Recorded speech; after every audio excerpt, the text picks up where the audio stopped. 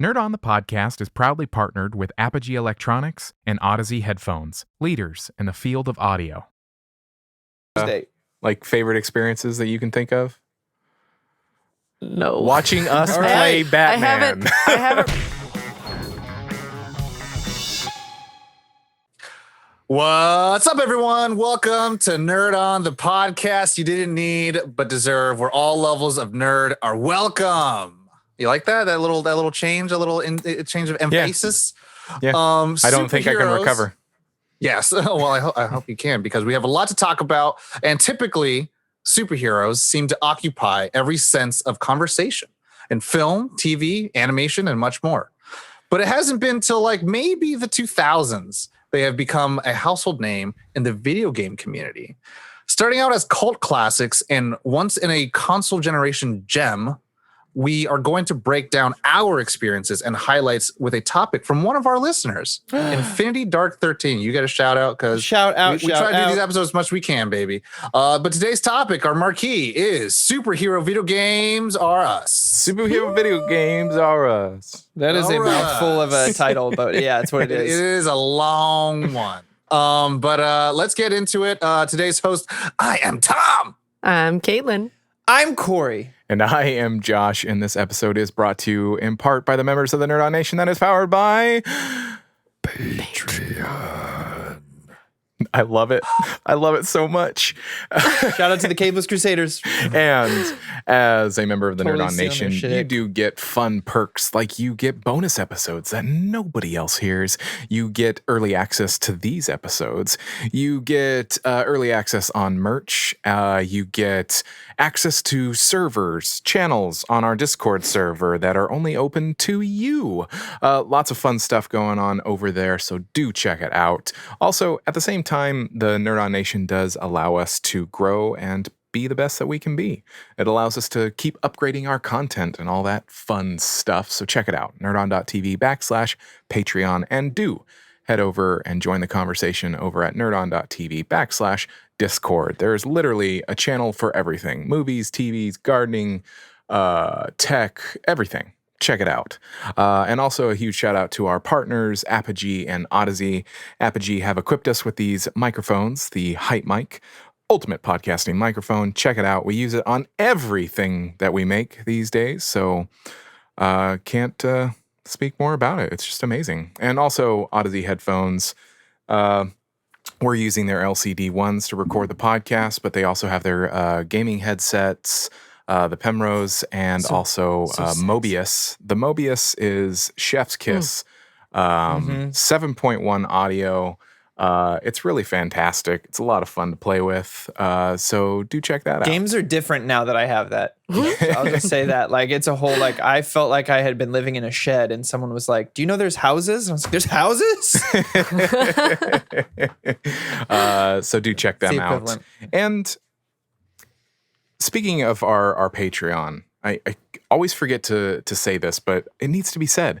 We are so close to our next goal, which is 60 members of the Nerd On Nation. So close. And when we reach that, the Nerd On Nation members get to pick a topic for one of our episodes. So head on over, join, even for as little as $1, all the way up to $8 are the tiers. So check it out.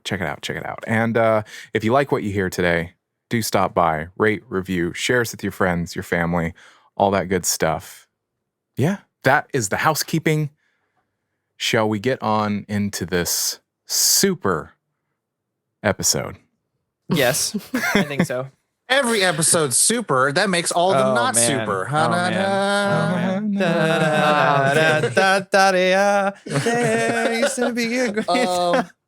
So, I mean, this is an R-Us episode. There are no grumps. There are no ratings at the very end. It's just us chatting it up, talking about our experiences, a little bit of our collection of highlights.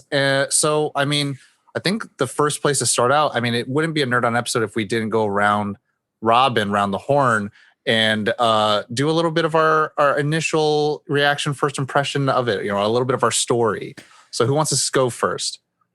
Our tree of superhero video game nerddom? Yeah, just, give us a palette. I'll start us off. Okay. I'll give a quick summary. love of I God. can start with like the first superhero game I remember playing was Batman Returns on the Super Nintendo. That was like I would spend hours and hours playing that. Never beat it. I was only like 4 or 5, I think, when I played it.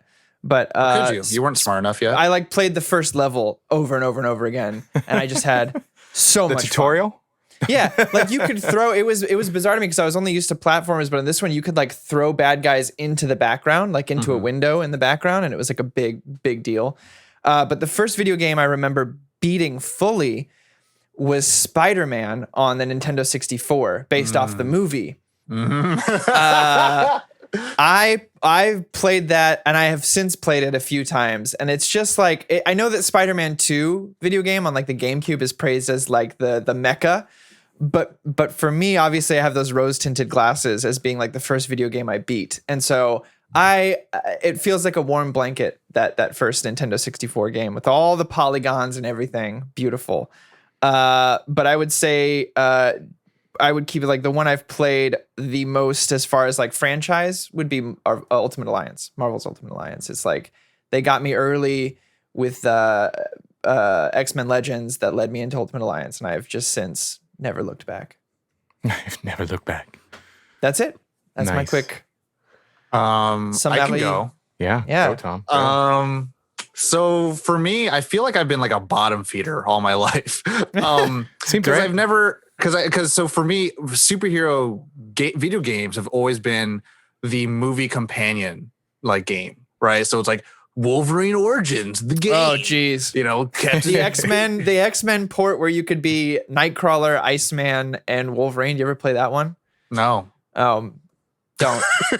Oh no. But like it was like the Captain America, the first Avenger, the game. You know, it was always those kind of things. It was never like there was a full-fledged game. Yeah, that was like when that wasn't based off a movie, but Captain America and the Avengers on SNES. Did anyone play that?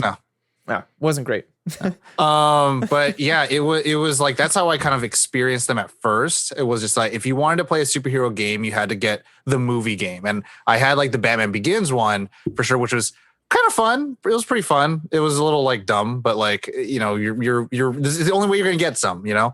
But then I had like a really good friend in high school who ended up like having his SNES, and when we ended up playing like the OG Spider-Man game with Venom, and like that's where it kind of all started out for me was like, oh, I get like before video games was like it's whatever you get. And so like, you know, I had the Mario games, I had the Nintendo Life, but like superheroes was never part of that. But then I've been able to go backwards in time and been like, oh, like I remember City of Heroes. Like that was a big deal. And I was like, oh, I've always wanted to play this. And I started playing, I was like, oh, I don't think this aged that well. And then I knew City of Villains definitely like was the one that a lot of people started playing. But like I sunk a lot of hours into later on DC Universe Online because that was like huge for me. Like I had just like come to realization of who Jim Lee was and how who is right now the sole publisher for DC comic books, and he is like apparently the sinew, the connective tissue between DC films and DC comics. And he had drawn everything. He had drawn out the entire map for the entire game, all the character models, all the loading screens are all drawn by him. And he was like That's the one pretty like cool. yeah, and so I highly respected it. And everything was kind of just based off of like his art style, which I'm like, oh, how can you want less? And so that was like my first like real, like I played RuneScape, and then getting into that was big. But obviously I'm wearing a type of Batman shirt that I normally don't wear. I don't typically like wearing superhero shirts that have the superhero on them. It feels very like I am a fanboy instead of just like wearing the logo. Symbol. But you are that's the just me, DC though. boy. That's just me. But yeah, Arkham is you know, it was the end all be all for me. It definitely made it where these games were getting awards, and then obviously, you know, we had, you know, later on with Spider-Man. But it's crazy to see like, you know, Corey with Ultimate Alliance, and that was like a 4-player game, and it's a different composition, and there's different power-ups, and there's a little bit of arcade style versus like a Arkham or like a Insomniac Spider-Man, which is like a single-player adventure. So Yeah, well, I mean, Arkham Asylum, to give credit where credit's due, has changed not only the superhero video game genre, but most like single player open world RPGs like Assassin's Creed and stuff like that, how your fight system works. I think it kind of changes the expectation too. Mhm. A little bit. You don't of say, like, when you say Arkham, you're like, oh, the games. Yeah, well, like, because anytime I play a game now where I'm a hero who has to fight multiple enemies at once, I'm always like, when do I get to press Y to counter? And when do I get, like, it's built in now to like gaming as a whole, which is pretty amazing. Kaylin, nice. Josh? Kaylin? So this is interesting for me. I'm learning a lot about these games that I've never played, because the only superhero game that I really played was Batman Forever on the SNES. And it was not good. I don't know if I even, because I played it like I was a wee bab.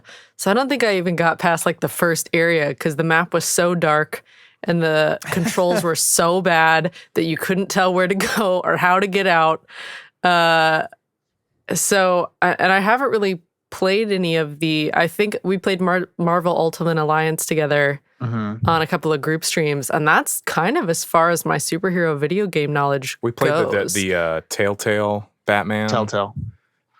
I remember watching it, but Yeah. I haven't really, other than like when I had the controller in my hands for like 15 minutes and I was Yeah, like, I I'm going remember- to kill everyone. I remember the audience was really mad at you because you were literally not about that Catwoman Batman romance. You're like, no. I no, don't like like it. I stop. don't like it. It's the No, true I was shit. ruining it. I was ruining Selena Kyle and Bruce together. And I was like, good. I hope they're not together. No. I do what I want. That's why they gave me options. But yeah. Nice. Preparing for this episode, I realized that I had very limited experience with superhero video games, like pre-modern gaming. Well, lucky you didn't have to experience Superman 64. Yeah, I didn't Hey. experience hardly any Because I did. 64. Saved up all my allowance for that game. Oh, well. For Flight Simulator. Oops. Yeah. So I had to like dig deep a little bit. So Super Mario. No, I'm just kidding. my God. Teenage Mutant Ninja Turtles is probably like the thing that I can think back of, like arcade, and then the Turtles in Time. Like that's like the one that I can think of far back of like what might have been my first. Like I didn't experience any of like the GameCube or Super Nintendo. I didn't experience those because they weren't in my purview. My mind was Legend of Zelda, Final Fantasy, those kinds of games. So superheroes didn't even like occur to me. And then like recently, like I've played a few of the superhero games. Like Marvel Ultimate Alliance 3 was kind of like the one that I played more of because I had a Twitch. Of course I have a Twitch because we have a Twitch. A Switch. And Corey had introduced us to Marvel Ultimate Alliance on one of our streams, like 1 and 2. Yeah, baby. So yeah, and then like, yeah, we'll probably talk about favorites later. I'm assuming, yeah. For sure. So I'll leave that till later. But yeah. So I mean, I realized that I had very limited experience. It's interesting because like I think superhero video games have kind of like evolved and adapted through time, kind of like how all video games do. But like they kind of become they become their own genre in a way, because obviously you're using a character in their own IP. But like to Corey's point and Caitlin's point, like you start out with the side-scrolling beat 'em up game, and then you had the arcade where multiple player couch co-op with 4 players, and then you do go into like the 3D Superman 64 world, and then you go into the hard storyline stuff. But like the fun thing that I thought, like with my experience with Marvel Ultimate Alliance, was like it was like a really trying to do the full-fledged RPG of like you run through rifts and you battle and you build you build your team up and you build a different build for your character. So it had like RPG elements in there. And so like using the best character for the best, And you had that like above view, like it's almost, I think of like Legends, right? I don't know all the games. One that we've played, League of Legends, just kind of like that above view. Gauntlet, those kind of things. A lot of the action RPG style in that sense. But yeah, and then now we're kind of in this, now we have VR Iron Man, and like how many Wii games came out where you had motion controls with the superhero games. But also there are games that aren't like purely IP addressed, right? There are like no more not No More Heroes. But there is like Saints Row. And they utilize kind of the same kind of zany world and all that stuff. Yeah. But Saints Row 4, you legit become a superhero. Yeah. So it's like how it's kind of superheroes are kind of still influencing the market, because like also Fortnite. what was the game where there was two of them and you basically mutate to anything you need to be in that moment? You're not talking about Prototype, are you? Yeah. Oh, Prototype? Okay, yeah. That feels very there's superhero Infamous. game to me. Yeah, Yeah. Infamous is what I was thinking of. Infamous, Prototype and Prototype 2. I just learned that I know nothing about Saints Row. Yeah, it's very. Saints Row is one of my go-to feel warm jacket. It's like if like Grand Theft Auto and superheroes met. Like that's what it feels like. Okay.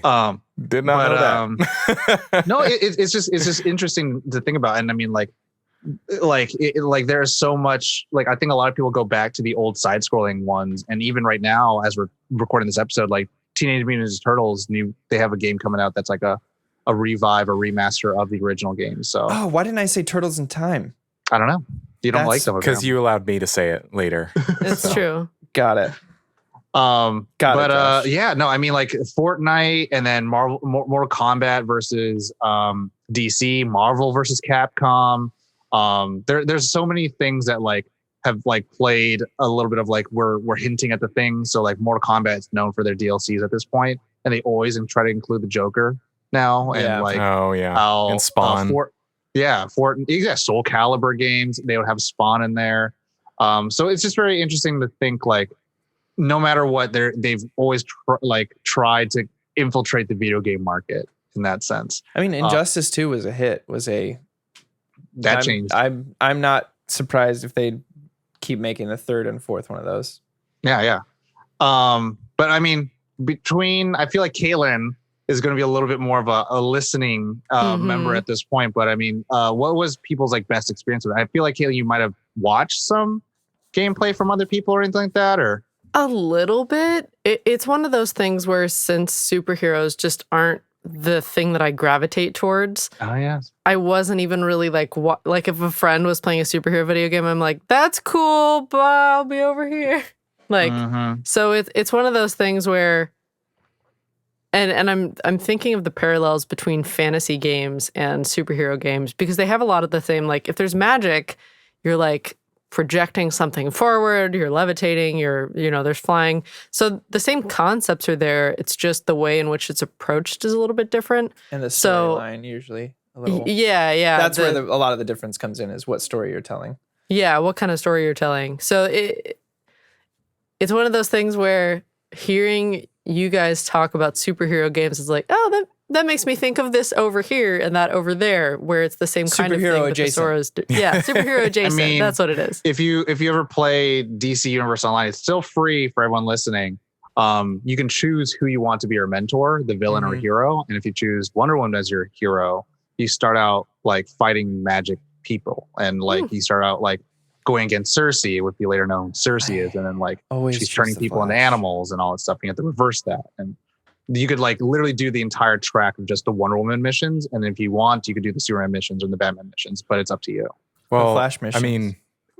I mean, keeping in mind like what Caitlin was just saying, it's like obviously like superhero video games aren't like, yeah, there are quite a few, but there aren't very many. So it's like when you have games like even just like League or mention any game, Final Fantasies, anything like that. It's just like some of these superhero games, some of the mechanics get to borrow from things that we already know. And it's like, I know that we'll talk about this a little bit later, but it's really cool to see the progression of how games get better. Like thinking of like Turtles in Time, like a side scroller, to thinking of like the Arkham games, where it's just so, I mean, they're beautiful games.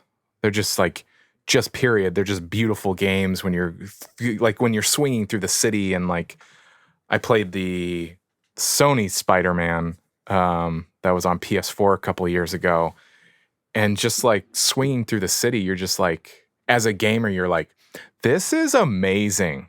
Like, this is like, I'm going to go to the top of that building. Like, it's like, if you think of an RPG, you're like, I'm going to go climb that mountain or something like that. With games, you're like, I'm going to climb the top of the Empire State Building and then leap off and see what happens. See how far I can fall before I hit the web slingers. Yeah. That's what I'm going to do today. There it is. No, I mean, it's interesting. Like, I think you talk about like kind of how it's grown and changed because, before I think all the movies and all the craze, like you didn't have a story to really pull from. Maybe you had Absolute Carnage, or Maximum Carnage. And then it was like trying to tell you an entire storyline. But like, you know, with Batman Returns game, Batman Forever game, like they're like, here's the movie game, right? Yeah. And the stories are pretty limited. But then you had things like Ghost Rider, who was as a companion with the movie, but the writer for it was Garth Ennis. And so you had actual comic book writers writing the stories for these things. And I mean, it's now we're at this point in video games where we don't have to tell the story that's being told to the massive audience. Like people will play Insomniac Spider-Man not knowing who the heck a Cinderblock is, or who I don't know what's another good example of a villain, Scorpion is. Right. But that being said, with like Batman, the Arkham games, like we don't like people have never seen a live action Hugo Strange or we have seen Talia Gold. Batman's just very saturated to begin with, but like it's that sense where like they could tell their own stories now and they can kind of live on their own 2 feet and just borrow the best of what they want from the video games or from other things, kind of like you're talking about with the game mechanics. Like I think it's a little different between like the beat 'em up games and then the single player action games, because the single player action games are trying to tell this one linear story. And it's like, okay, cool. We're going to redo the death of Robin. Okay. We're going to redo like the story of, Ultimate Spider-Man. We're going to have Doc Ock origin or something like that. Yeah. But now it's kind of like open road where it's like, oh, it's a superhero. Well, it's like, there was a few instances where they would like those movie games. Cause there was a Batman Begins movie game. Yeah. That's the one I had. Yeah, but also they would take like these liberties. So if anyone here has played the Spider-Man game, the 2000 on the Nintendo 64, do you know what I'm about to say? Jim Cummins. Dude, they follow the first bit of the movie, and then it just becomes like by the end of it, you're fighting Carnage, who has Doc Ock arms, and you're like, this is amazing. And I feel like that was about the time that video games started being like, oh, we can kind of explore these other storylines. But like, I remember that, like I had seen the movie and then playing that, I was like, what is happening right now? Yeah. This is terrifying. You have a Carnage with Doc Ock arms chasing you down hallways and you got to make it out in time. And you're like, you know what I'm talking about with Jim Cummings? Maybe? Shocker. Oh, yeah. And like how you would play Spider-Man 2. So for me, Corey was a Spider-Man 1. I was a Spider-Man 2. I had that on the GameCube. I'm gonna be real honest. I'm gonna be vulnerable. Everyone listening, there was no better feeling than playing Spider-Man 2, and I had the fastest web speed while listening to some Hilary Duff in my ears. Hilary Duff, Metamorphosis, down, and it just got me in a way where I'm like, I gotta get to MJ. This is a stupid date mission, but God bless, I will get to her as soon as I can. And like delivering pizzas. But like and then the entire game is just like you have Bruce Campbell narrating like the actual game, and like he's doing the tutorial. Oh dang! And so it's Sam Raimi, man. Yeah, shout out to Boom. But like, one of my favorite things is like you have super strength and you have super endurance, but if you fall on the ground, doesn't make the ground any softer. And I was like, I like that. It was very Bruce Campbell-y. And I was just all about it. But like you're playing the movie. If you like the movie, you're like, oh, I'm playing it. But is also, Spider-Man 2 the one where you could unlock Green Goblin, or is that the first one? That was the first one. Yeah. Green Goblin dead. That one. I wasn't sure if they were like, unlock it at the end. There was also one, it might have been Spider-Man 2, where you could unlock being Stan Lee. Mm-hmm. That's and you could swing as Stan Lee through the entire game, and it was just this old man flying through the city at like 80 miles an hour in the sky. His cameo started way before the MCU. Man, he was always cameo. I mean, actually, it really did, because he would cameo in the Spider-Man cartoons as himself as well. Oh yeah, he did the one where he's trying to get into the wedding. Anyways, but no, that like that where it's like there are these wonderful Easter eggs of like how superhero has kind of pervaded through things like Tony Hawk. There was always a cheat code you could play Spider-Man. And like those are the things where it's like, wow, like as someone like, again, comic books weren't the main big thing, and even then superheroes weren't the main big thing, and for Caitlin's world it's still not the big main thing, but like they've always been a presence, and they've always like had like, hey, if you're into this, I've always like wanted like a GTA cheat where you can just get the Batmobile. Of course you can mod it, but it's like that just makes sense to me, I think. Yeah, I mean it's also become superheroes have become much cooler over the past decade with the MCU, with the DCEU. I think more marketable. Yeah. Well, okay. Well, hey man, you had Rob Liefeld in the '90s with giant feet, huge chest, straps and guns everywhere. They were as cool as you can be. They've become more mainstream. Yeah, they've become much more mainstream. So games are much more accessible. So yeah, accessible and almost sought out. Like we have Square Enix's Marvel Avengers and the Gotham Knights coming in the near and future. Suicide Squad kills the Justice League. Yeah. But I mean, even like with the League games and Dota, like now I forget the exact name, but Corey and I went to E3 one year and we just watched the competition of people, and they were like, here's the Superman composition of the team, here's the Wonder Woman composition. And I was just like, what? Arena of Valor. Yeah. And they had like superheroes in there. I was like, is that a thing that's legal? That's like legal? But yeah, I mean, like Smite will have characters in there. So so it's that's the funny thing where I it's think like Fortnite's adding Batman. Or Fortnite has everybody. Oh, has it? They recently put in Green Arrow, and then now they have another person. But yeah, they had all of the Avengers. They had Thanos. And so that's the thing too, where like to me, you know, if anyone loves Fortnite, it's not a slight, but Fortnite's like also one of the greatest marketing machines. So like, just create a skin and then you marketed the movie. There you go, you're done. Walk away. But yeah, they have all the skins for all these things. Where like now, like everyone wants like, oh, I want it to look like this. Like I remember playing Anthem and be like, I want to make my suit look like the Iron Man suit because I'm in a mech suit. Why wouldn't you? Yeah. So it's funny how it's kind of pervaded through. But moving along. Moving right along. But like best experiences with Josh. I want to hear kind of like the greatest superhero video game experience. I really, really liked South Park Fractured But Whole. Okay. Yes. Oh my gosh. Dude, that game. I just had so much fun like playing through. It was like one of my first because I didn't play the Stick of Destiny. I didn't play that. Yeah. Stick of Truth. Fractured But Whole, but was like on sale or something like that. And so I got like the Ultimate Edition or whatever it was on PS4, and I played through it, and I was just like, this is just so much fun. Like You should play Stick of Truth, man. Yeah, no, next I was after I beat Fractured But Whole, I was like, I'm gonna play Stick of Truth. Good. And I was like, these games are so much fun. It's like a side scroller, but there's also like It's a turn-based RPG, and it's amazing. Yeah. So and it's open world. Yeah. So it was just so much fun to just go through, get all the collectibles, just level up your characters, and it's South Park. You can't really go wrong with the silliness, the silliness of it. So, I mean, that was probably one of my favorites. I mean, just as an experience, just the comedy of it. Not really knowing what you're gonna get when you go in, and then being like, wow. Like as a like comedy aside, as a game mechanic, like just based on their mechanics alone, it's a really fun game.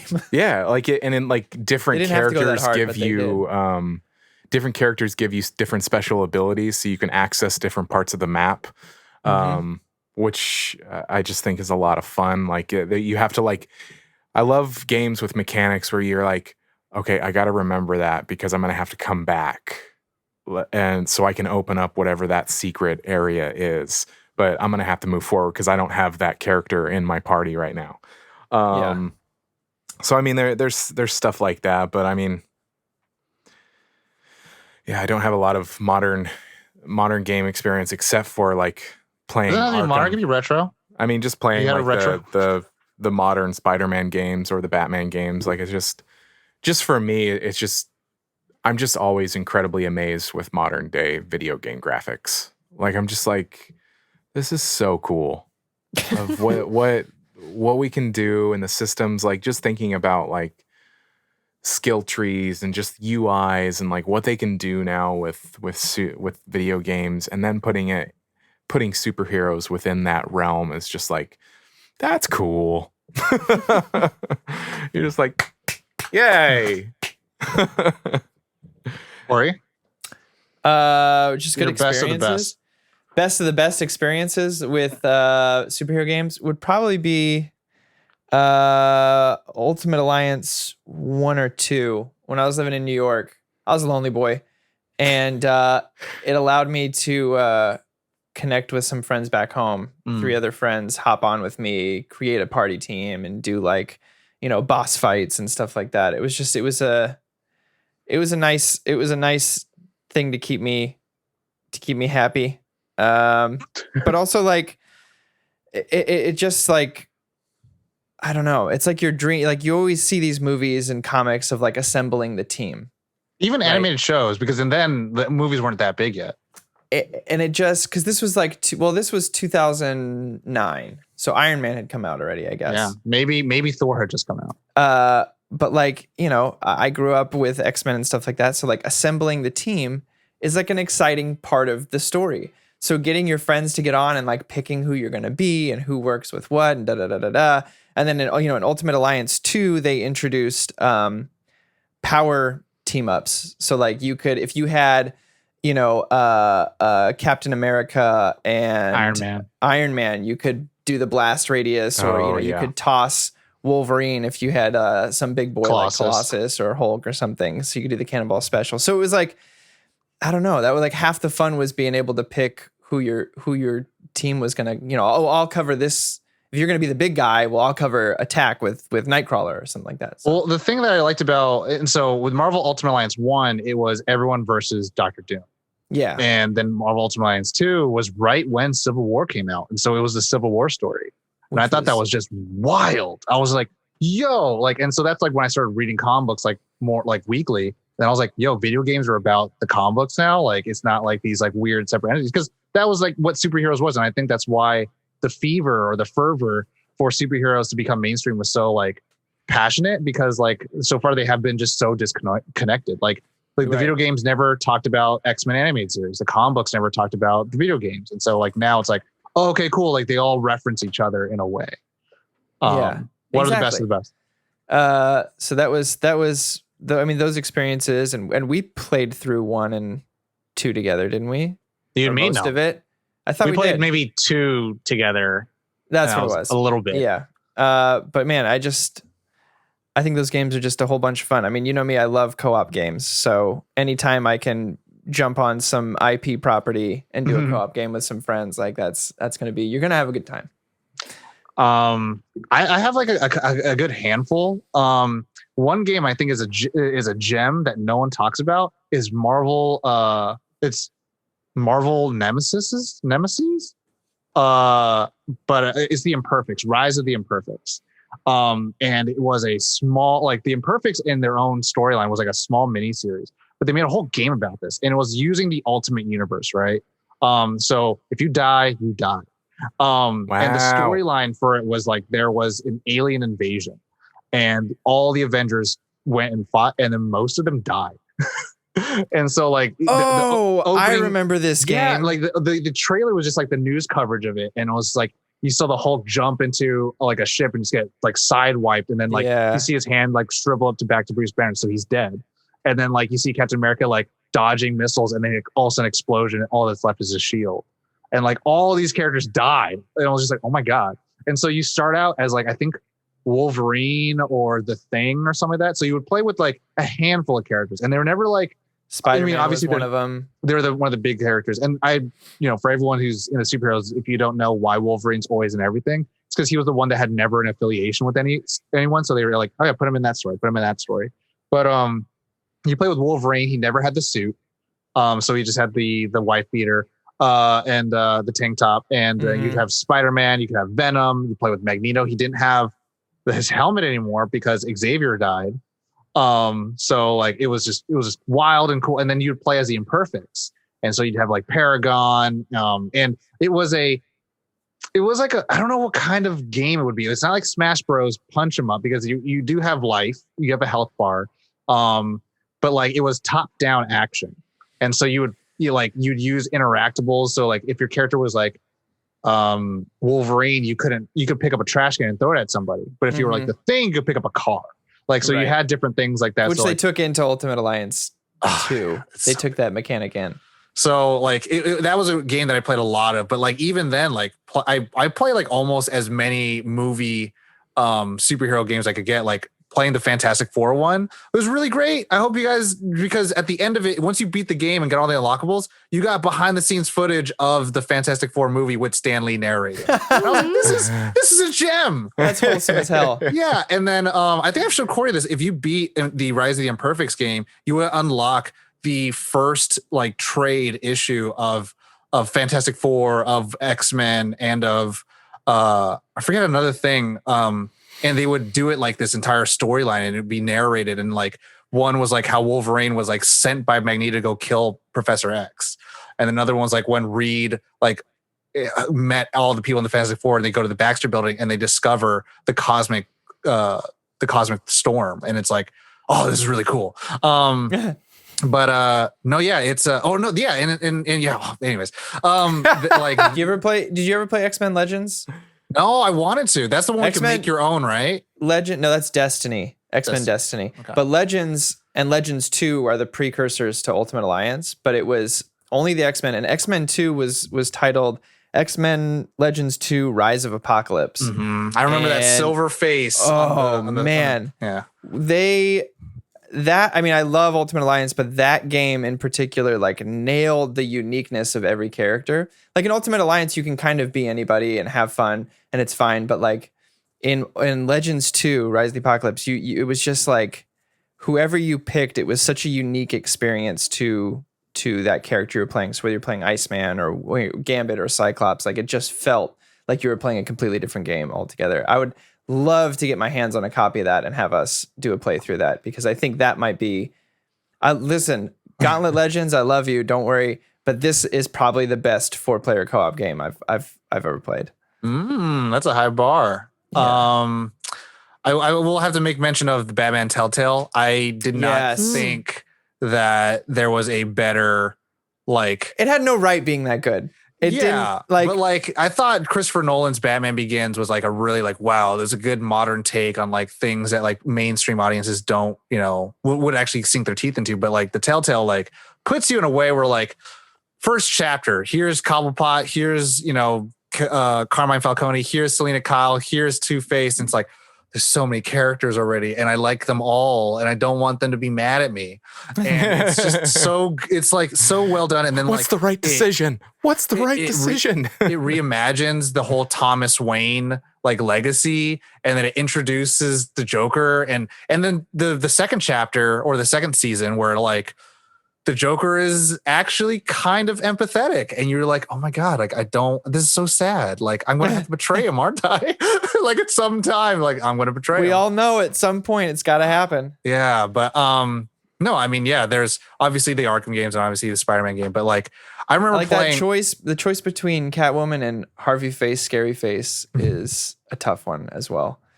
I mean, not in the sense that like it's tough who you choose, because you choose who you choose. But it's just like it's that moment where they're like, something shitty is going to happen. You get to decide which shitty thing happens. And you're like, oh, I didn't want any shitty thing to happen. And they're like, well, you got to choose. Corey, you'd hate me, but I'm going to say I almost let Alfred bite the dust. Yeah, I hate you. And he remembered from the Lex game. I was like, oh God, this choice is going to haunt me. Alfred will remember that. Yeah, but he's got a cool eye patch. Anyways, how are you, Kaylin? Oh, dude, never. I could play that like a million times, and every time I'd say like, but I'm gonna save Alfred though. Dad. Kaylin, do you Happy have Father's any Day. like favorite experiences that you can think of? No. Watching us play Batman. I haven't really played enough of those games to like have a really fond memory. Like the playing games with you guys in the superhero games that we've played was just like a new experience. So it's one of those things where I didn't really have time to settle into that world and be like have that moment where you The really true sunk gaming in and you're experience of like yeah. being sucked So in. yeah, because it was like experiencing it and then being told things while things are happening. So it's like I don't really have a like this is my pinnacle moment of superhero video games. I don't really have that yet. So it sounds like we're gonna have to play some 4-player game when we get back in the studio. That's what it sounds like. We'll see. That's what it sounds like. Thank you for that input. Kate. Wow, thanks And for then letting we'll me redo choose. this episode after that. And then we'll do a part 2. I mean, but I do want to talk about any underrated gems if anyone had any that they wanted to pull out. I don't have any. I'll say that right now. So pass. Battletoads. Battletoads. One I want to say is actually, which I thought was like the most hokey thing, but I was like in it because I had the Wii and I was like, I gotta get every game, was the Iron Man movie game. Was that fun? Oh, was I never that played actually that. good or? So you know what the cool thing was? So you had the Wiimote and you had the nunchuck, right? So the nunchuck, you're moving around and flying around. But the cool thing about the D-pad on the Wiimote was that when you're flying around, like you have to kind of juggle, like, am I going to attack people or am I going to fly around and maneuver around things and save other people? So your D-pad actually allowed you to channel the energy of your suit into different places. So if you wanted to That's dope. put it into your rocket so you could fly faster, you press the down arrow. If you want to put it into your repulsors in your hands, you put either direction arrow, left or right. But if you want to put it into your chest energy so you could shoot a giant beam, you put it in the top one. So it was like that kind of like, oh wow, like using a gimmicky, control scheme, which, Nintendo's very known for like trying new things out and then dropping it like it's a hot brick the next second. But like it was interesting, and like, I liked playing the Dragon Ball Z Budokai Tenkaichi games with the Wii, and you'd be able to do the Kamehameha and all that stuff and use the hand motions and all that stuff. But like with like being able to shoot like a repulsor ray out of your hand, I was like, oh, this is kind of nice. And like everyone who's listening, if you are not familiar with superhero video games, the ones that are movie companions are just notoriously never good. So the ones that I mentioned are like diamonds in the rough. Are like legit, like, oh wow, like they actually good. They're not the most beautiful looking ones, but story, gameplay, even voice acting is like really, really good. But Iron Man 1 was like, yeah, it's like load up, here's a new mission, go. Load up, here's a new mission, go. So that's why it's like it's not great. Where like Spider-Man was like, you walk up to the character and then it's like, now you start the mission. And then from that character, like, here's a baby start the cutscene. mission. And then you go and then you swing over to the next mission. It wasn't like, we're going to load you in here and then, we're going to load you out, so like, that's where Batman, took a lot from the old Spider-Man games where it's like, I'm going to walk over to Joker's hideout. I'm going to walk over or swing over to the Iceberg Lounge. So like the world building in that sense, but like, again, I will never take away from like a beat 'em up game because I know those are like kind of coming back in fashion, and even Scott Pilgrim versus the World's having like a remake, like an anniversary comeback. So like that borrows a lot from superheroes in that sense, but it's still a beat 'em up game in that genre. So, Kaylin, I feel like in when you're talking about the Iron Man game, did you play Anthem? I forget. I did. I played it with you. That's right. That's Bitch, what we saw that together. I'm sorry. But that was it anything like that game where you have your boosters that overheat and you're like flying around and shooting stuff and kind of, yeah. But I mean, obviously Anthem was BioWare, right? Yes. Yeah, I so they believe were definitely trying to go for a little bit more of like the hard driven story thing, but like right. what I'm talking about in terms of the setbacks. I'm just talking mechanics and stuff. Yeah, Like same kind of experience, different story kind of situation. Yeah, I mean, there's a lot more like you could tell Rerouting power opens up an entire new. Yeah. Like, that's definitely very different than what was in Anthem because it was like, I spring around with my rocket pack. with Iron Man, for sure, they definitely built their maps so that you are supposed to be flying for long periods of time, where Anthem felt like you're not supposed to be because of the fact that your shit overheats for no reason. But then you're supposed to just hoof it and then stop, shoot, fly, stop, shoot, where Iron Man's like, fly very, very far away, fight, and then you're done. Okay. It's like, okay. But Diamonds in the Rough for me would be I have two. And maybe one of them isn't such a, I just don't talk, for me it's when I don't talk about a lot when someone mentions superhero games, but it's one I love, which is Marvel vs. Capcom. Marvel vs. Capcom Infinite or 3. I played a lot of Tom. 3. So many quarters at the laundromat, baby. So good though. Such a even when you lose, you felt like you had a great experience. Yeah, like fighting Onslaught. Oh man, I got so cheap in 3. I was the Sentinel, and for those of you who never played the Sentinel, super cheap. so his beam takes up like the entire screen. You just sit on one side. Well, even as a support character, he just also just lands on people. Yeah, It's like this is cheating. But that's one I forget to talk about a lot. But Marvel vs. Capcom is so fun. Like the team, like you said, the teammate mechanic is a lot of fun. And it's just an all around, like, I never really got into, I had a lot of fun playing Street Fighter, but I was always more of a Mortal Kombat guy. So this was kind of like my way of getting into Street Fighter. And then Beautiful Joe is my other one that I always forget about, which is with the weird hands. Sign. It's a superhero game. It's a dude, and it's like for the uninitiated. Give us a small. It's basically this guy Joe who idolizes this superhero in a movie and gets like sucked into the silver screen and becomes a superhero and like learns from his idol how to transform into Beautiful Joe. And it's he could use the movie power, so he could speed up the film reel. He could slow it down. Dante from Devil May Cry makes a cameo. It's a unique experience, and it's. I mean, the art style is a lot of fun because you got these little tiny bodies and these giant heads. But yeah, Beautiful Joe. If you haven't had a chance to play it, please do. It's a lot of fun. It's a very unique. I would experience love to do an entire like playthrough of the game. There's 3 of them. You should. 2 of them? Or 3 of them? You should. I think there's 2, maybe 3. I think there's 3, and the third one was on PSP, and it was Rumble Royale. But I forget we didn't even talk about Injustice and like how like Mortal Kombat. Josh, Mortal Kombat and DC was great because like Superman, like, oh, Superman, we beat the shit out of everybody. But everyone in Mortal Kombat is magic.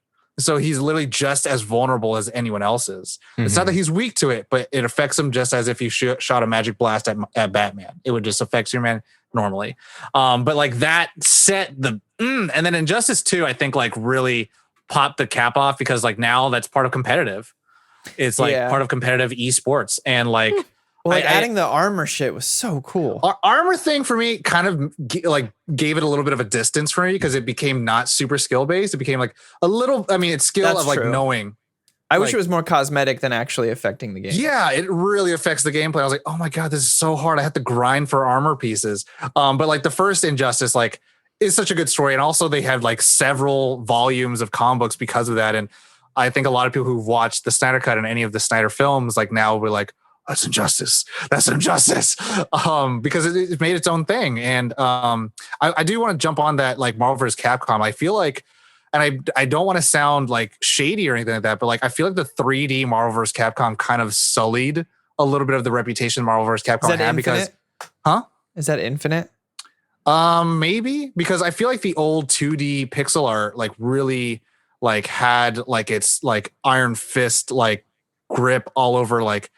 Mortal Kombat versus Infinite's 3D. Yeah, Mortal Kombat versus DC will always be like it's own thing, and then Injustice will be a thing, but like no one really replaced the raw flavor and style that like Marvel vs. Capcom had, and like being able to like literally have War Machine summon like a giant cannon that rips up the ground. It's like it's amazing. It's absolutely. So 3 is what they consider 2.5D. So it's like it's still 2D, but it has a shaded model. So it looks 3D, but Infinite actually has 3D models. So yeah, I feel like the first 1 and 2 were like just titans. Yeah. For me, 3 is still that like, they just had it had the best roster for me. Yeah. I do want to mention one underrated gem because I guarantee no one's ever heard this. Undefeated. And I'm going to recommend this to Josh. Because it's on looking Steam, it up right now. And it's free. And it's literally, I think, the best Superman game that's not Superman.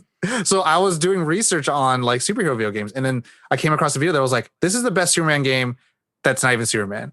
And it's pretty soulless and there's nothing to do. But like you fly around, you beat up things, and like the moveset, like you totally sold it. I was playing it for like a good 2 hours last night. I was like, this is really fun.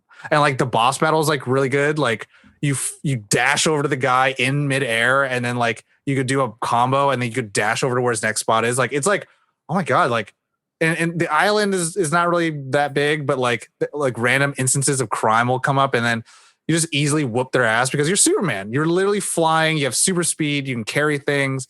You save people. And I was like, and like when you do the boss battle, you're going to beat the boss no matter what. But your rank of the win is based on how much damage you prevented.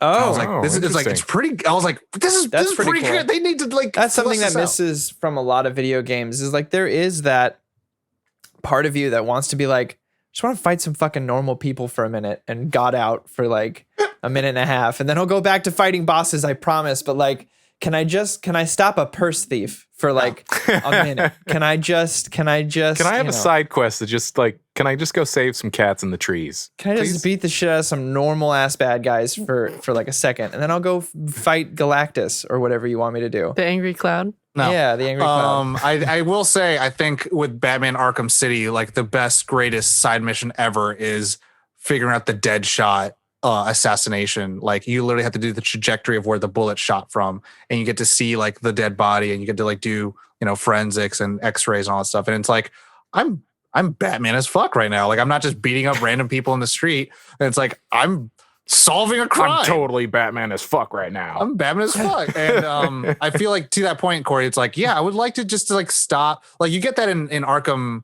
Knight where like you stop like a carjacking and you're like, whatever. Yeah.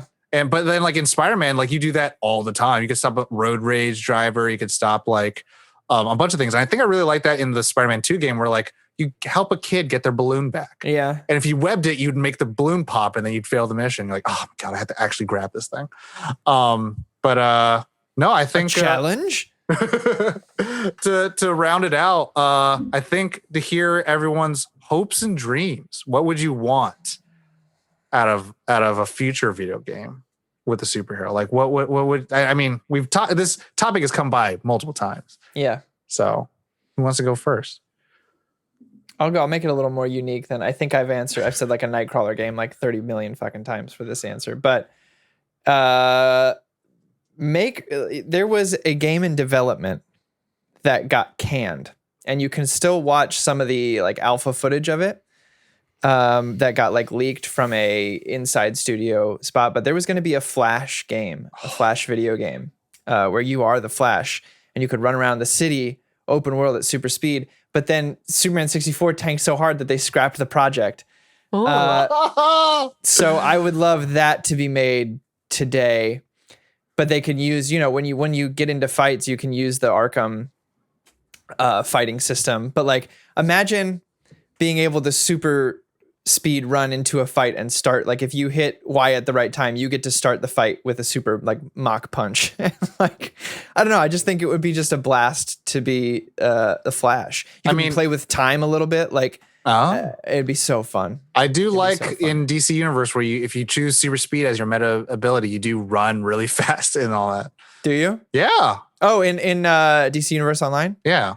Yeah. It's the same speed as someone Flash. Flying, but you know, you can jump choose. Yeah, I always choose. You can run up walls. Run up buildings. So good. So like I would love for that Flash game. If you haven't, I'm gonna send it to the group after this, but like there's some alpha footage that got leaked and you're just like, this would have been so fun.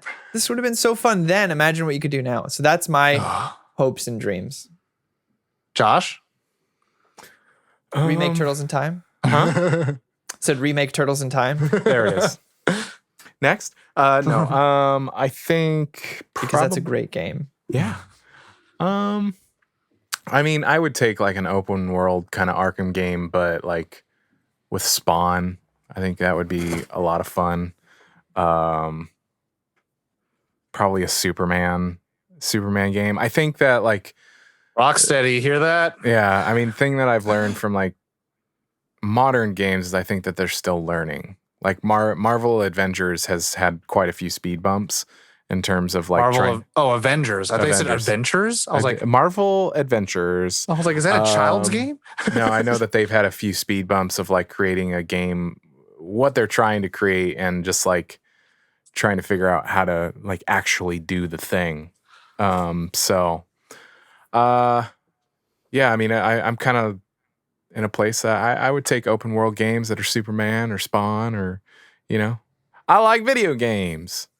I feel like the big misstep with Marvel Avengers was like they went to MXC so fast, too quickly, and the grind for better gear like out the gate versus like let people enjoy the campaign and then they can enjoy the end game like grind after if they really want to play. But it's muddled throughout, so like you get kind of robbed of joy immediately. There's a few mechanics that they're like, oh no, they had to like make fixes recently, and it was like, oh, we didn't fix it right, and it's like, so it's just different things. So that's the time we're in, baby. Where you got to patch, and then sometimes it turns out really good. So hope, Caitlin. Thomas, Caitlin. I feel like her. I see the one gear turning. What's going on? The one.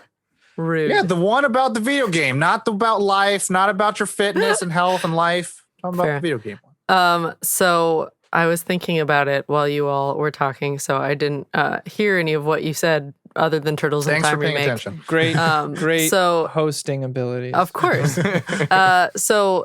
But in that time, I realized that I would absolutely love a Dr. Manhattan game where you have the span of a year and there's like randomly generated things that happen within that year. Like other villains will come down, you'll have bosses, you can stop robberies, you can deal with normal supernatural things, or like in No Man's Sky, you can teleport to a randomly generated planet and just study and harvest things or whatever you want. It's the most nihilistic game I've ever heard. Like, choose to do things or not. But Caitlin likes those games. She likes the games that you can just kind of like zone out. He cares. He's in touch with humanity. He does. But like you'd have to like choose if you're going to like exist on Earth and deal with Earth problems and then like have the potential for things to go wrong, like Watchmen things to happen, or you can go fuck off and learn about the universe. Well, I think, if I may, and because it reminds me a lot of Wind Waker? No, it reminds me a lot of Majora's Mask, where there's a ticking clock of how many days pass and the moon falls. But then you could go back in time. You could always continually go back in time. So you could have Dr. Manhattan going back and forth between like, this is the first day, this is the second day. I can stop it all, or I can go not see it. And obviously, some storytelling will need to happen. But cool. I think rather than randomly generated events, maybe it's the same events over the course of a year, and then like there will be some kind of world end event that happens at the end of the year, and depending on how you dealt with that year is how you dealt with it. And then the end of the game would rewind you to the beginning of the year. I think that would be fun. There you have it.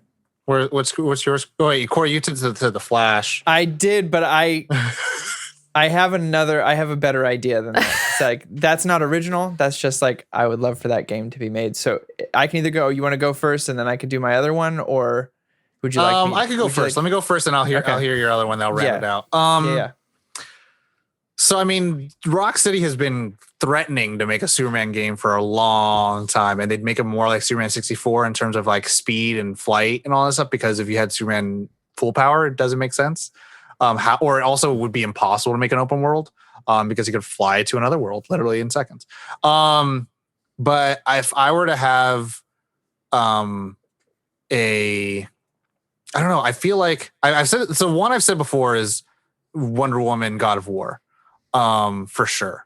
Easy. Yeah. And have her get the different Themysciran, like I would play that over and over again. But that's God of War isn't really open world. It's more like it strings you along different maps, and there's a linear path to it.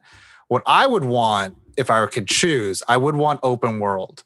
But I'd want it to be Aquaman. Aquaman open world and open ocean. And the different kingdoms are like different maps, like in GTA. Oh, that'd be cool. So you'd have 7 kingdoms, 7 maps. And the overall goal would honestly probably be to like stop war. And so maybe there is a level of like, or you're fighting against Orm, and like he's like trying to rally like the kingdoms to his cause. So you have to go over there and like pretty much stop the occupation of Orm's army. But also fighting against like Black Manta and like polluting the ocean, X, Y, and Z. Have a little bit, have a little for the kids, for the kids. But you can have some decision making in there to like kill them or to not kill them, and that changes your character, because will you become hated amongst the people of the ocean, or will you be loved by the people of the surface? Because you are the Aquaman, and there will always be like in between every kingdom you go to, you have to like do some kind of diplomatic bullshit decision making thing with the land dwellers, the United Nations, and based on your actions, they would know. They'd be like, oh, our submarines picked up the activity on this, this trench. What's going on there? And if you lie, they can tell if you're lying or not. Like those kind of things where it's like, oh my God, every decision matters, because it's the weight of 75% of the Earth is on Aquaman's shoulders. And I'm like, that'd be baller. Wow, when you put it that way. I never thought about it like that. That the weight of 70% of the Earth is on his shoulders. Yeah, 25% is all us stupid land dwellers. Corey, yours? Okay, so it would be like the game Bully meets Grand Theft Auto, but it's X-Mansion. Oh! You create your own superhero as they get accepted to Xavier's School for the Gifted. And as the game progresses, it starts off like Bully, right, where you're doing school stuff, blah, blah, blah. But as the game progresses, it gets more and more like Grand Theft Auto or Saints Row, where you're out, you have to do missions with the team, and eventually, you become one of the top team leaders. And I just think it would be, and it's all open world. I just think it'd be so fun. I was gonna say, if you fun. said Bully and then you said X-Mansion, I was like, dating sim? No. Dating sim in the X-Mansion? There could be, look, Tom, you can write all the romance side quests. I will romance up Scott Summers all day. Forget about Gene. I'm your boy. What's up with them blue spandex? But I think that would be, a Bully game in the X-Mansion universe would be a lot of fun. Nice. I would like a centric Batgirl game like Insomniac Spider-Man. Yeah. But instead, like, she's in college. And so like one of my favorite comic book issues of Batgirl was like when she literally had to go stop a guy from mugging this other girl in the school campus coffee shop. And then after she beats up the guy, she like throws up because she's still kind of hungover. And I'm like, this is like amazing. It's like, yeah, literally the trial and tribulation of like balancing human regular, college life. And then also like, oh, I have all these skills, so I should do it use it for. Nice. That has been, that's superhero video games. Beep, beep, beep, beep. Infinity Dark. Thank you so much for sending in your topics. And everybody at home, do send in your topics. We have a contact sheet on our website. There's topic request in the drop-down menu. Submit your topic requests. We save them all, and eventually we are able to pop them in the schedule. So do head on over there and check it out. Speaking of the website, if you're new to Nerd On, check that out, nerdon.tv. It has all of the information on everything it is that we do. We are everywhere. Apple Podcasts, Spotify, YouTube. All of our episodes are video, so check it out. You can see all the shenanigans in video. So check that out on YouTube.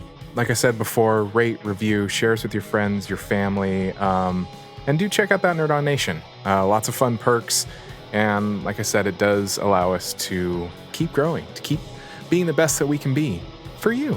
But yeah, that has been the episode. You know the drill.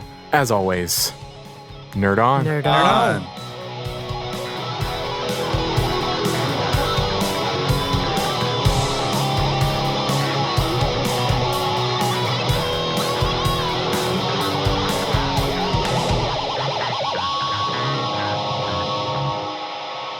Ending broadcast.